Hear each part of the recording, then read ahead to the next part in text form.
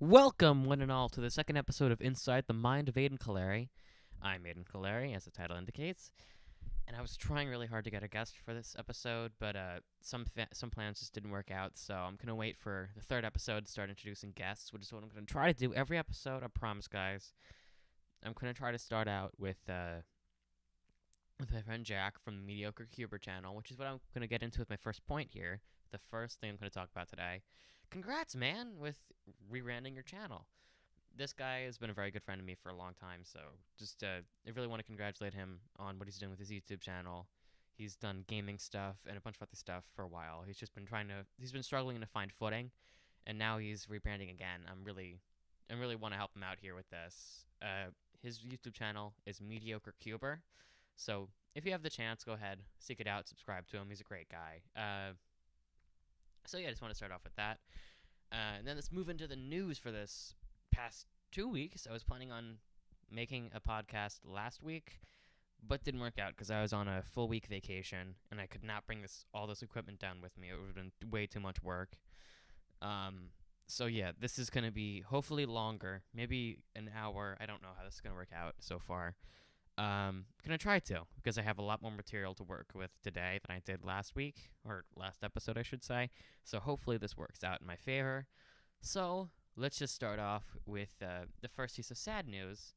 The new NBC show that they made a pilot, and it's supposed to be ordered a series.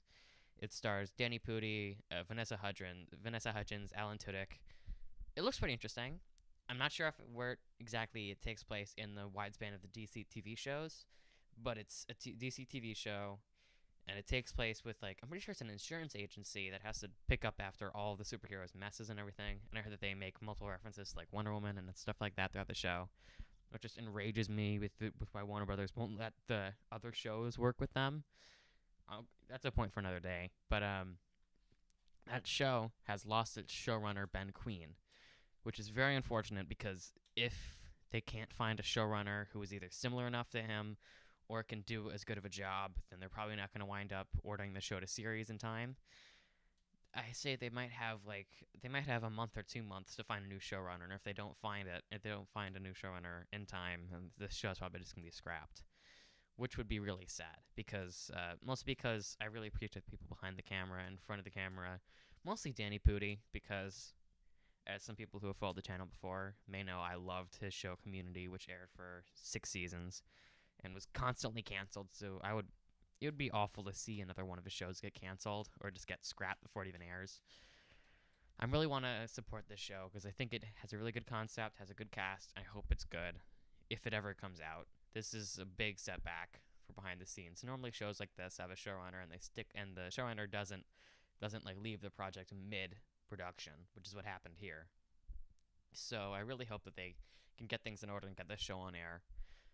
And then the next piece of news is that Kevin Smith, you all know him, of course. He made a bunch of movies in the 90s. He's a director, and he's worked with some other films recently, too.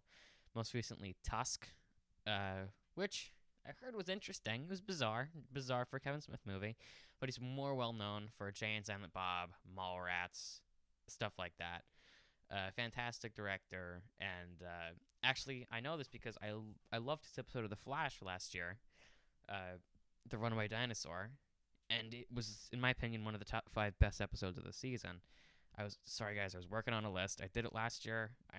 I'll probably do it for this next season. Just a lot of setbacks with videos and stuff. Planning on doing that one, but yeah, his show is fantastic.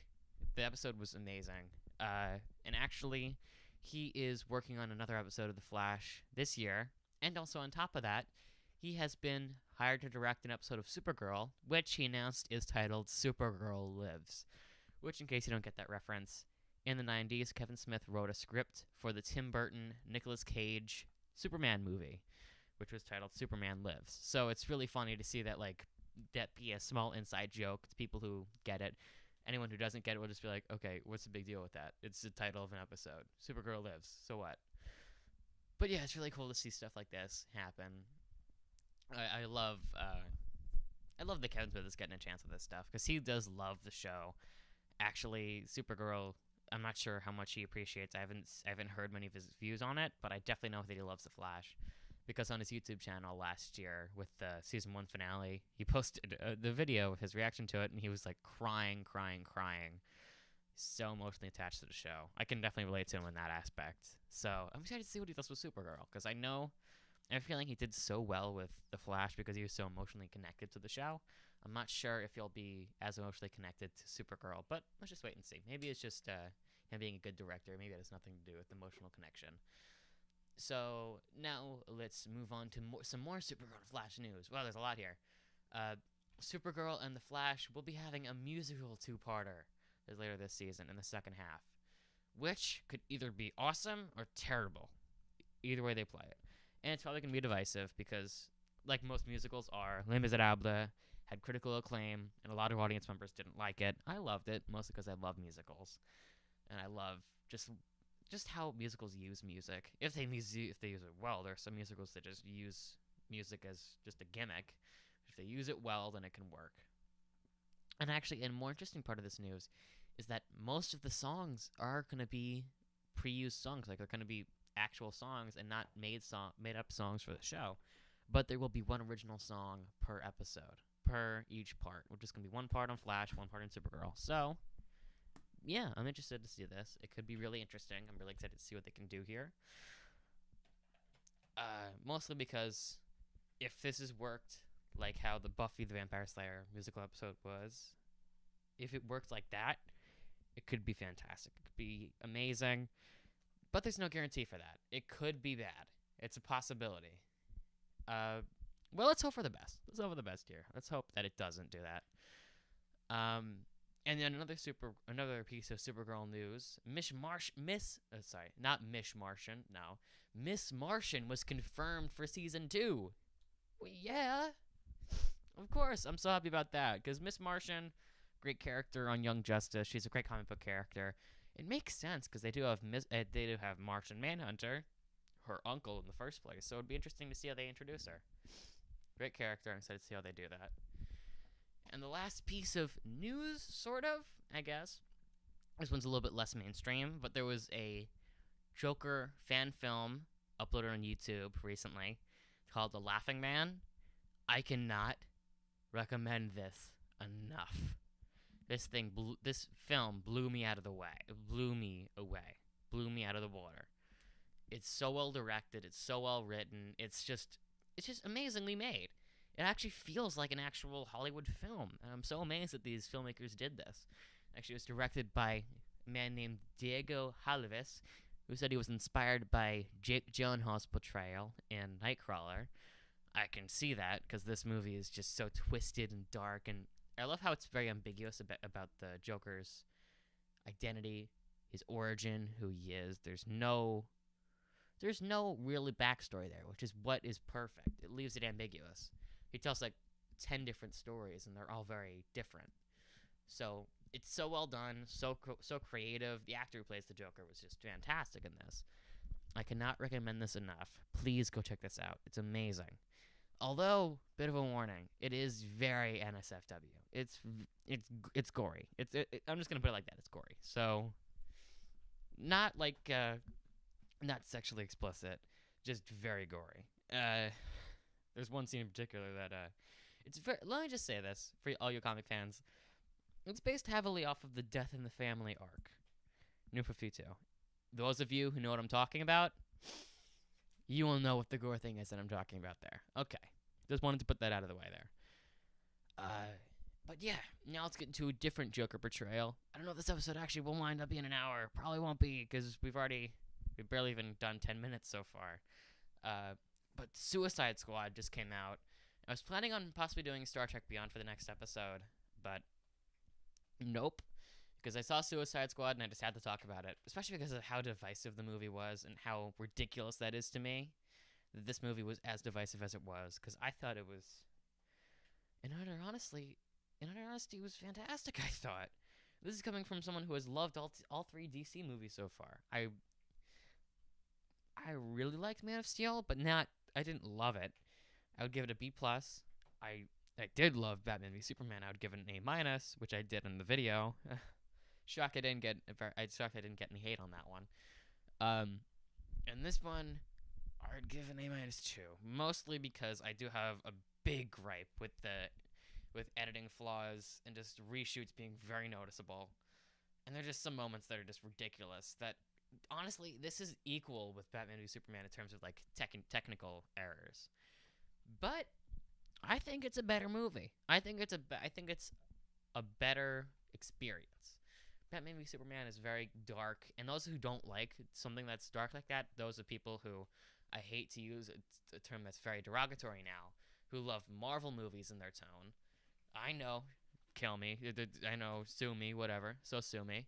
Um, those who like the Marvel tone probably won't appreciate Batman v Superman because it's very dark. It's very melodramatic, which is something that could work for some but doesn't work for everybody. That's for sure. But this movie is much more like a Marvel movie, much more than any other ones. Although I love that it has its own taste. It's very, very, very light in tone most of the time. But it does have its own flavor. It's not like a Marvel movie just with DC characters in it. No. What it is it is a DC movie that is made differently. And there's a lot of flaws I have with this, but the main thing I have to say is the tone and how they used music throughout the film did feel a little bizarre, but it was really cool. Like how they used Super Freak for the introduction of Harley Quinn. Pretty fantastic.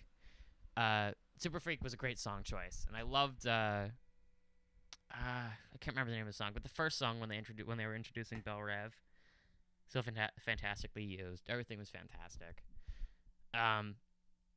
The song choices were great, but something that felt a little bit odd was after they got everyone onto their mission, the songs just stopped in place for a score, which felt very weird. I felt like they should have been mixed a little bit more.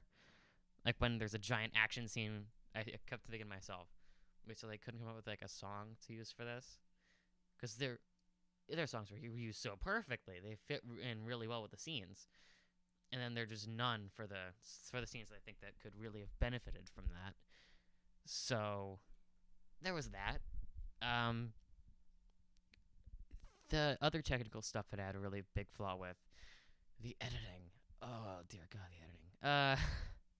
You can tell this wasn't the original cut of the movie because there are certain scenes especially when Captain Boomerang at a point in the movie just walks out of a bar whenever he realizes that he can go free. It's a joke. It's played well. But then suddenly, whenever they're going to face off against Enchantress, he just kind of shows up, drinking a beer, toss it off to the side. What happened?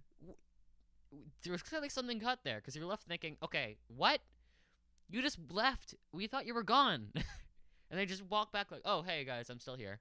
No, what is up with that editing? That was really weird, really out of place, especially since there was zero explanation given to it. They could have at least just cut out the scenes that he was in after that, or just added in with a reshoot something else. I mean, it's not hard. Just do it. Don't leave the audience so confused as to, okay, that's funny, he's gone now. And then 2 seconds later, oh, he's back? Why? That does not fit the explanation given in the movie. That was weird. That was definitely something that they left on the cutting room floor. And yeah, that editing mistake was pretty bad.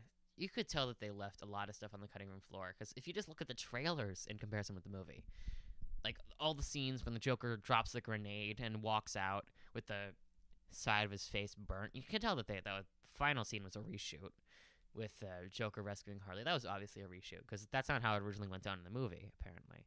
Because Joker just left and abandoned them. He came in, showed up, and then left, is what I can assume off of those trailers, which is what did not happen in the film. And there were some other things that I didn't really enjoy very much. I can't think of them at the top of my head right now. I'm gonna get into stuff I liked, and hopefully they come to mind. So, stuff I loved. For one, let's start off with Will Smith, because this man is just an enthusiasm machine. This guy has, like, the most enthusiasm of any actor I've ever seen. Just fantastic. He's so lovable, his characters. And this one is so interesting because his character, Deadshot, You can tell through the scenes given where he's a hitman and where Batman takes him down, which was awesome, by the way. That scene was great. I want to see scenes like that throughout all the movies, or maybe just one movie of Batman just randomly taking down other villains and stuff. Because, yeah, that was awesome, and I loved seeing Batman in a scene, the Ben Affleck Batman especially, in a scene where he's in Gotham City and he's just doing random jobs, not just big world-shattering, earth-shattering things like he will in Justice League or he did in Batman v Superman. I want to see him do small Batman things, which is what I'm really excited for the new Batman movie, The Batman. It's literally what it's called, by the way. I'm not making that up. But yeah, I'm excited to see that because that scene was so cool, so well done. I loved it. And, yeah, so well done. Ben Affleck, still the Batman in my head. Nothing will change that for me. That dude is still Batman for me. Which is funny because normally the logic is if you normally stick with the first interpretation of a character you see, but with this case, it was just as soon as I saw Ben Affleck on screen in the movie, I completely forgot about Christian Bale, Adam West, all of them. Just like, nope, this dude's Batman. Other characters I loved: Harley Quinn, played by Margot Robbie, fantastic, great character. I think she was one of the most immersed characters. She was very interesting. And I loved how complex she felt in some scenes where you could tell she was like, there were some moments where she was like upset at Mr. J. You could tell that she had some doubt in her mind. Then as soon as she was like hugging him, kissing him, whatever, she was like, oh, never mind. No, this dude is God. Was probably her point of view because of all the torture and stuff. And I love that they shed some light on that, where they made it so that they're not the dream couple, so that Tumblr users aren't going to be shipping them as much as they would be. No, there's some flaw there. There's a lot of flaw. He tortured her. He bent her mind completely against her will. He's not the greatest guy, you know?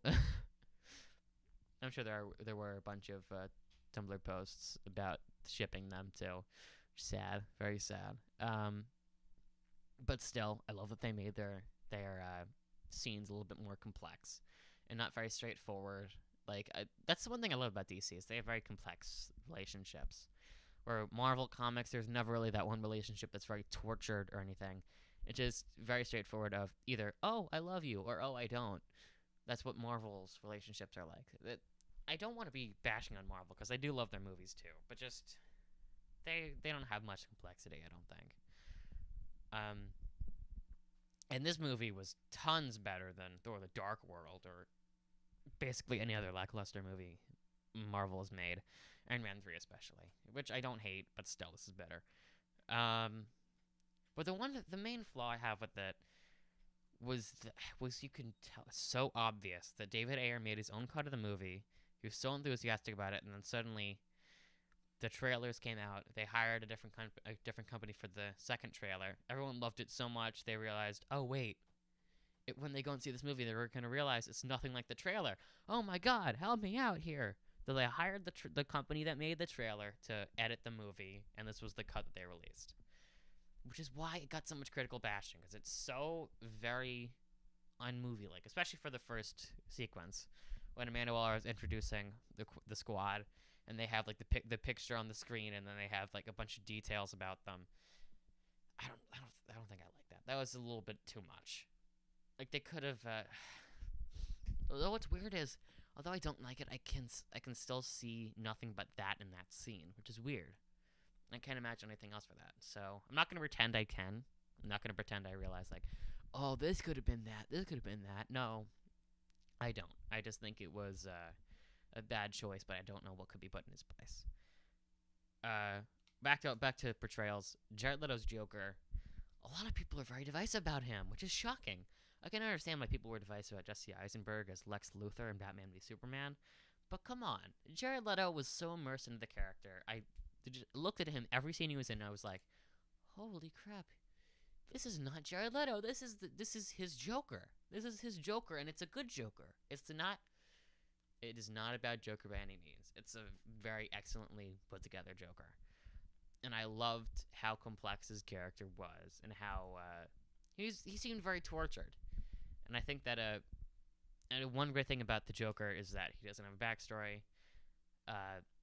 You can tell that this Joker had a tortured backstory, if he ever had one to begin with. We're never gonna find it out, that's for sure. But yeah, I honestly think he was my favorite character of the film, oddly. So I would really love to see in the solo Batman movie to have Jared Leto come back as the Joker. Although, according to some other news, probably won't happen anymore because he's so upset about the cut of the movie that they cut out almost all of his scenes. Which shows there are multiple scenes from the trailers that he isn't in, that aren't in the movie. And which is so upsetting because he spent so long getting immersed into the character, and then he only has like 12 minutes of screen time. It's very odd. Like this podcast right now, 20 minutes. This is already more time than Jared Leto had on screen in Suicide Squad, which is sad. Which is really sad. Because based off of all the interviews and everything, I thought he was going to be like a huge role.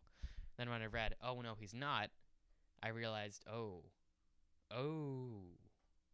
what happened? I could tell something happened behind the scenes when I read that. And a lot of stuff did. Other characters I'm going to move forward to. Shockingly, Captain Boomerang, played by Jai Courtney. Whoa! That came out of nowhere. He's never played a likable character. He's never played an interesting or likable character I've ever seen. And yet in this movie, he does. I'm shocked. He's actually good in this, and he's funny. He has good jokes. He has good lines. And he plays it well. I think, honestly, he should be playing Australian characters from now on. Because otherwise he's going to be stuck doing Die Hard 17 or Divergent 27. I don't know. I want to see him do stuff more like this, because this works a lot better for him, I think. But, of course, he's getting stuck with bad stuff now that he's in a good thing. That's sad. Other characters, another character I liked a lot, El Diablo. Fantastic character. I loved how they portrayed him in the movie. I love that he's very tortured. I can't remember the name of the actor off the top of my head, sorry, but he looks way different in real life. Oh my god, he got very immersed into this, like with all the tattoos and everything. It's crazy. He looks completely different. I never recognized it was him. He looks nothing like El Diablo when he has hair. Or none of the tattoos. That makes sense too. But yeah, great character. I loved his tortured past. I love how they explored it a little bit. Now let's get into some other characters that weren't as great. Killer Croc. Decent, but I wasn't given enough of him to make a verdict. Like, he had some good lines, like he wanted BET. He wanted TV with BET on it. Which, in case you don't know, is the channel. Slipknot. Oh my goodness. Yeah, he was not in it enough at all, because he's immediately killed off. Which I immediately saw coming, because I could tell in every Suicide Squad adaptation they need to kill off a character to show, right, we actually can kill this person. That's what the big thing is. You could die if you don't follow my orders. So they had to have a character who could represent that. And they did get one. But it was really, not a great character. And I don't know if that was just... No, that wasn't just because I wasn't given enough of him. It was just because he was designed that way. My goodness. And Katana, I still really prefer the Arrow version much better. Because the Arrow version had so much more to the character. Katana's just introduced like, oh, here's this Japanese woman with a sword. Don't get killed by it. It'll trap your soul in it if you get sliced with it. And then she's just kind of there. In some scenes she's not there. Some scenes she is there and she's like threatening the squad. Some scenes she's like abandoning Rick Flag if she's there to protect, which makes no sense. The actress seems like a nice person. I've seen her in some interviews before. She seems nice, but the character I did not like in the movie. Not very much. And that was because you could tell there was more stuff for her character that was completely just left out, which is upsetting. I like what they left in, but they left out a lot of good stuff too, I can tell. Yeah, there's that. Katana, not great. Let's move on to Enchantress, who was a little bit more divisive. She was fine. I had some emotional attachment to that villain aspect, because I did through some scenes, care for Rick Flag and did care that he was upset about June, but wasn't really given much justification. It's just kind of, oh, here, care for him, and either you do or you don't. There's no middle ground. There's no like, oh, I kind of do. Either you do or you don't. Most people didn't. I did a little bit. But the character of Enchantress wasn't very well developed, which is a shame because Cara Delevingne could do a little bit more with that, I think. We had Joel Kinnaman, who played Rick Flag. This is his only good role that I've seen from him. So, yeah, Joel Kinnaman, keep this up. Don't change is my advice. If he's ever going to listen to this, I doubt. But yeah, his Rick Flag was good. I still would have been very interested to see what Tom Hardy would have done with the movie. That's not like a diss against Joel Kinnaman or anything. He did a good job. Just I'm curious what Tom Hardy would have done. And I think he would have done a really good job. Yeah, I think that's all the characters out of the way. Yes, it is. Okay. So, no, one last one. Sorry, I almost forgot. Amanda Waller. Good. Comic accurate. She's very tough. The toughest of the tough. Yeah, very tough. Great character. Well portrayed by Viola Davis. I'll give her that. Just wasn't enough of it, I don't think, to like get any judgment. She was in it. She was good in what I saw, but I didn't get the whole gist of Amanda Waller. And I remembered, one of the biggest flaws I had with the movie involved her character, and it's the scene where she just full out just wipes out a whole room of her cronies, and then Deadshot and Rick Flag just kind of look on like, oh, she's a mean lady, and not just, what on earth are you doing? You're just shooting everybody. The one thing that really, really, really made me angry about that was the characters' reactions were not at all like what we've been shown before, which was one of the things I hate most in movies. When you introduce us to our characters and then tell us a bunch of things, and then you just go out randomly just like, oh, wait, never mind. That's nothing like our character. Why? Don't play disrespect to your character. Just keep honest to that character and don't change it. And I honestly don't think Deadshot would say in that scene, she is a mean lady. No, she'd be saying, oh my god, what did she just do? And Joel Kinnaman wouldn't say, yeah. He would say, oh my god, you're right. Yeah, that was awful. That was not good at all. I did not like that.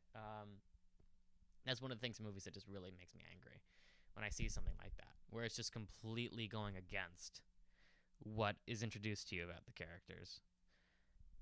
But yeah, that's the good and the bad about Suicide Squad. Total, I'd give it an A minus.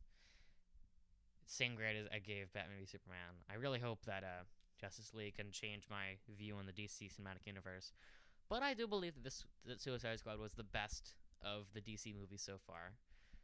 Although I didn't hate any of them. I'm not like those people who just hate all of them. Just like, oh, new DC movies coming out? Just cracking my knuckles, getting ready to jump on it. No, I'm ready to enjoy it. I'm ready to go into the theater and look forward, and I'm looking forward to enjoying it. And I did enjoy it. It was fun. It was a fun movie. It was well made, I think. And all in all, Suicide Squad, I would give it a watch. I would say watch it for yourself, see what you think. Because if you're like me, then you probably would you'd probably enjoy it. If you're not like me, you might hate it. I don't know. Just be your own person and don't go off of everyone else's opinions. Which is sad because I saw that a lot with Batman v Superman when it came out. Just a bunch of people just jumping on the bandwagon of everyone hating the movie. And I guarantee a bunch of them didn't even see the movie to begin with. So I just implore everyone to just see the movie by yourself and make up your own opinion. Don't jump on anyone else's opinion. Just be your own self. So, yeah, this is where I start closing off the podcast. If you enjoyed it, please be sure to slap a like on it and leave a comment and everything. Do everything. Like, comment, subscribe if you enjoyed it. And once again, I implore you, if you have anything you want me to talk about, anything, literally anything. Well, not literally. I won't talk about literally anything. I'll talk about anything news related. About DC, Marvel, a bunch of that spectrum. Please go ahead and just tell me what you want me to talk about. That's it, okay? Just finishing it off with one final thing to tell you about. Just watched the Mr. Robot episode from last week, episode 6. Oh my god. Anyone who isn't watching the show, I implore you, watch all of it. And if you haven't seen any of it, first off, watch all of it. If you've only seen season 1, I implore you, watch season 2. It's so good.